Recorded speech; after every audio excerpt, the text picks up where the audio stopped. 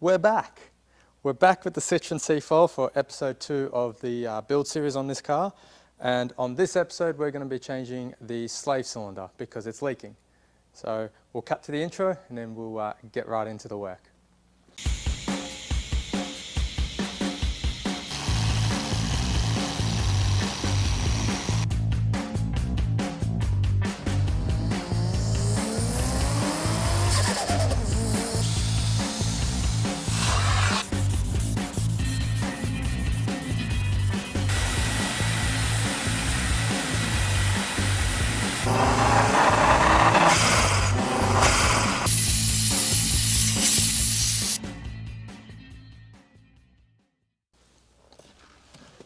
Okay, so allow me to show you what's actually happening with this car. So, key in ignition. Let's turn on the fuel pump.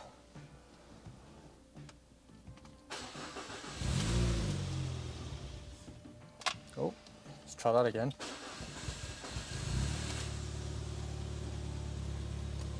Put it into reverse, there we go, and let's let the clutch fully out. Slightly moving. I give it throttle, nothing really happens. Do the same thing in first, slightly moving, get a bit of throttle, nothing really happens. So,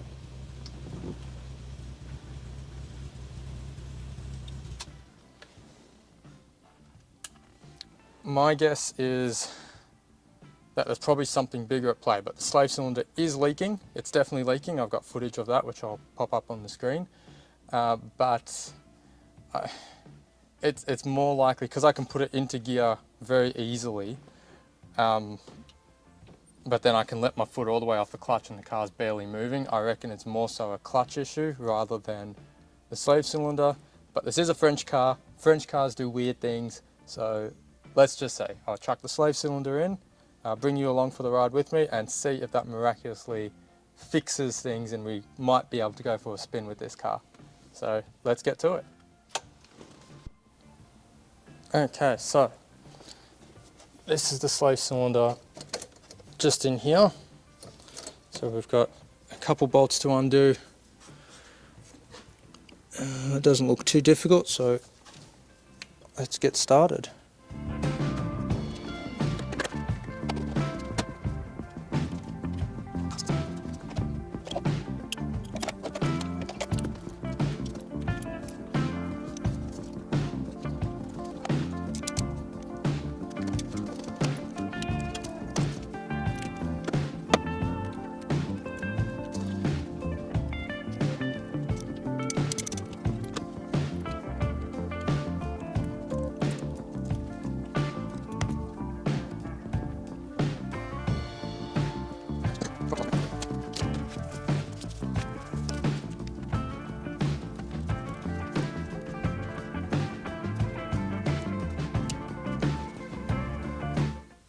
Okay,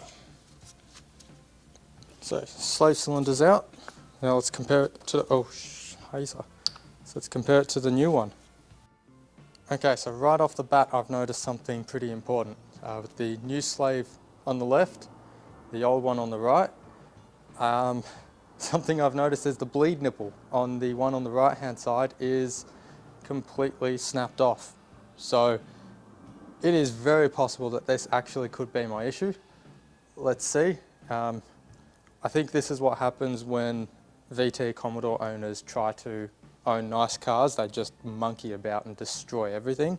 So let's get the new one in, see if it fixes it. But first, I've got to bench bleed it, get some fluid in there before actually installing it in the car. That way there's no airs in the actual cylinder itself when it gets installed. Okay, so this is how I bench bleed. This is basically how I bench bleed slave cylinders. I've got a little oil can filled with brake fluid. I'm just going to pump that through into the slave cylinder. That way it'll be full of fluid.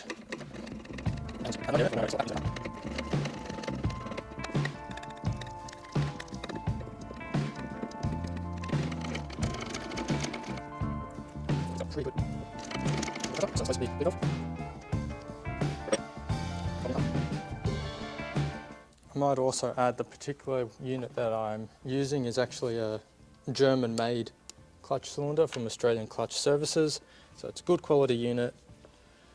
So what I'm going to do is just throw that away. Just clip it back in place. There we go. Let's go about installing it again.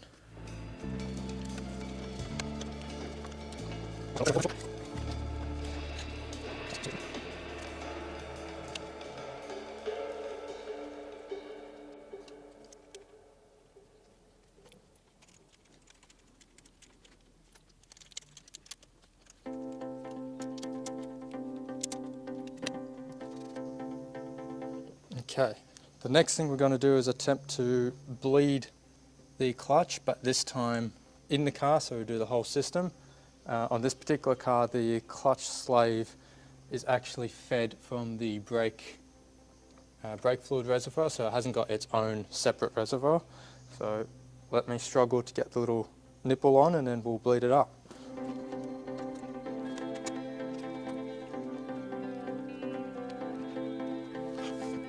So there are two ways to bleed up a clutch. The first way is the same way you do it with brakes, where you put a little one-way bleeder on the slave cylinder, crack it open and pump the pedal. Then there's this way, which is reverse bleeding, where you actually open up the nipple and you just feed fluid through, because the idea of that is that air rises. So as you push fluid from the slave cylinder up through the lines, it pushes the air up because the highest point is the reservoir.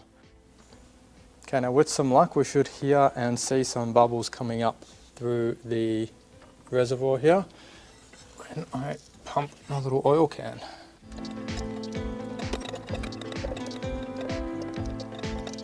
Doesn't appear like it's doing anything, so I might do this the old-fashioned way.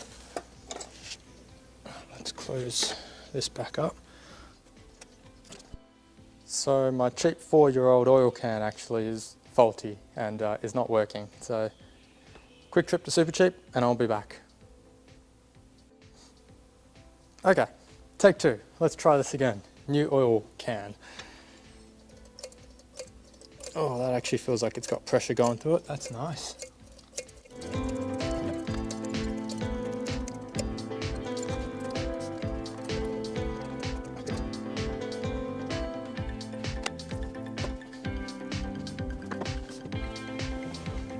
Oh, still have no clutch pedal.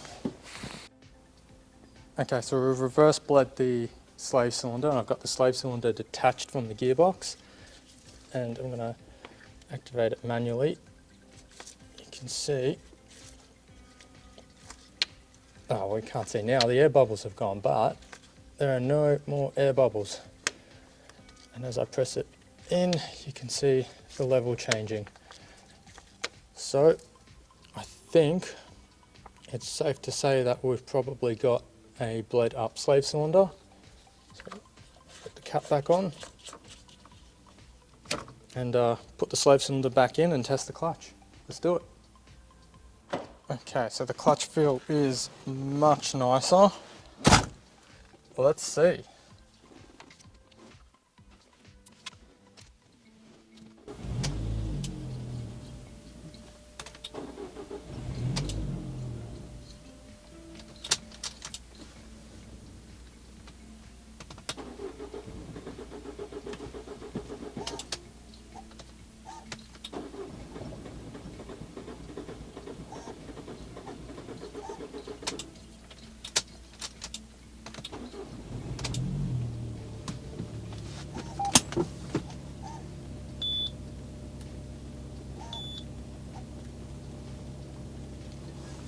Nope, still nothing.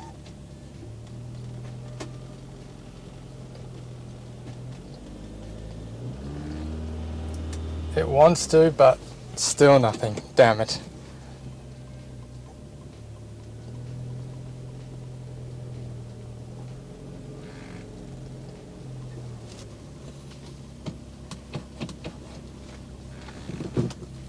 No, no luck.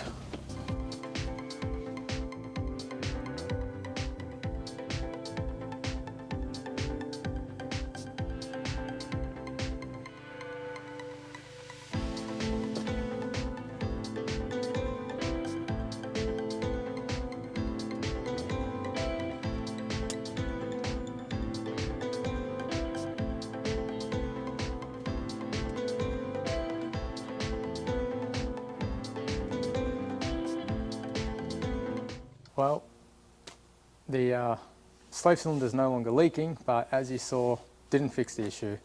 That means that in the next episode, I'm going to be pulling off the gearbox on my back on stands, which is going to be great.